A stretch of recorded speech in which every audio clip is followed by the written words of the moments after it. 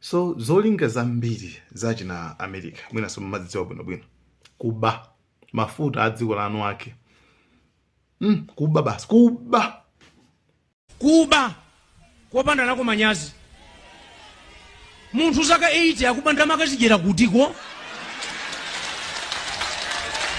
Okay, Syria. Takamba za Syria. And then they say he left troops in Syria. You know what I did? I left troops to take the oil. I took the oil. The only troops I have are taking the oil. They're protecting the oil. I took over okay, the oil. Okay, Mama. Okay. You understand? Kutoka mene popo ten Iraq. U.S. troops to protect the oil company? Yes, you put a ring around them. You put a ring. You have just taken all of the wealth away. This is what should be done. How are we going to take the oil? How are we going to do that? You would leave a certain group behind, and you would take various sections where they have the oil. They have people don't know this about Iraq, but they have. Kuba. Ndeba nkana Iraki, it's like amamvangara kuti si Iran ndi Iraq yagirizana, then awuvangara kuti amonanga kuti basi ndoti Iran ndi menezan izingo paukula mafuta amu Iraq. Iran ndi mafuta ake baba. Ili ndi mafuta ake amene maiko ambiri China imagula.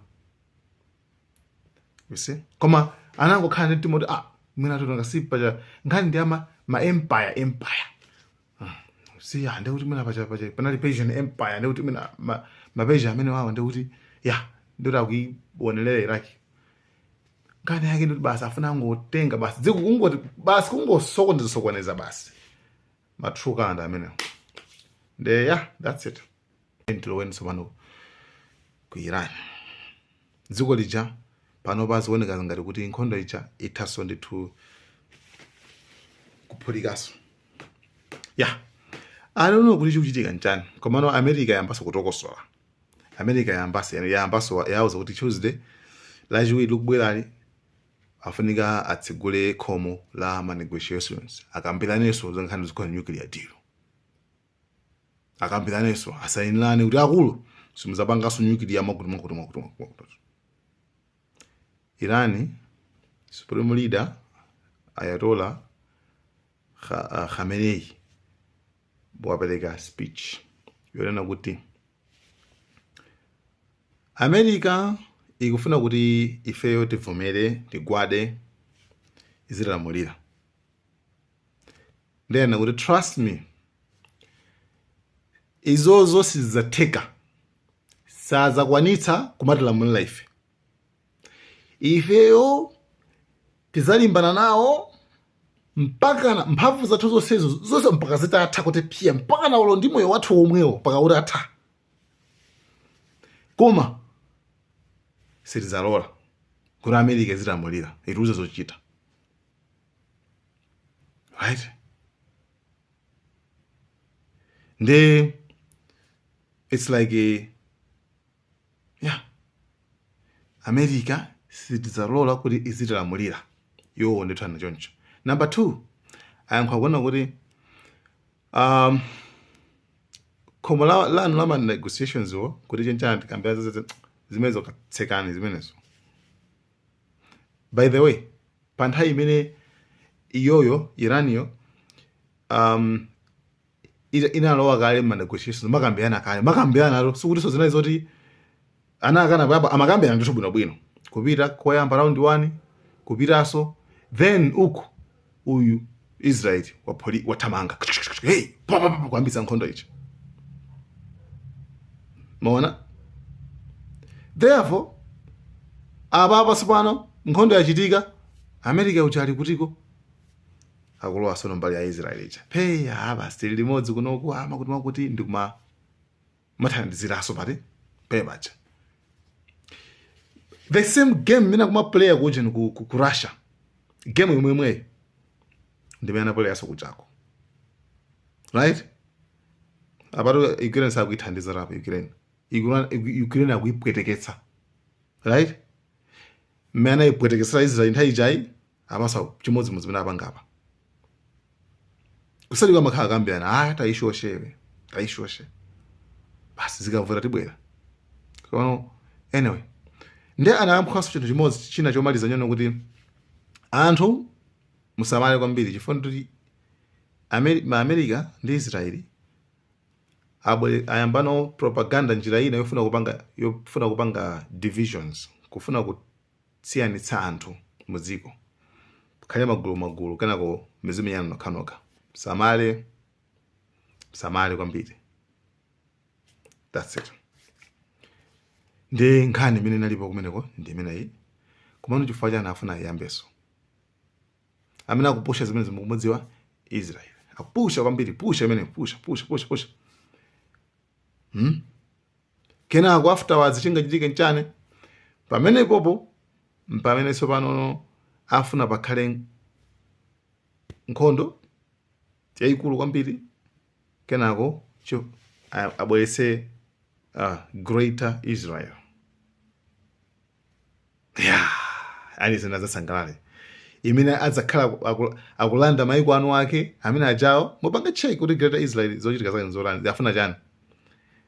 Adzalanda maiko amene ajawo mpaka nakafike kuti kumeka tinapanga kale post zimenezo. Akula amene marabai akulankhula kale zimenezo. Zili mmaplani mwawo. Akathana ndi uyo apita uko, akathana ndi uyo akapita uko. Yeah, that's it. Nde panopa why akuyipanga push, why akupanga push, kuyipanga push Iran kuti ikhale kuti why akuyipanga push, why akuyipanga provoke. Chifukwa ndi chimodzi alibe nuclear. Alibe. Ndifaka maletsa.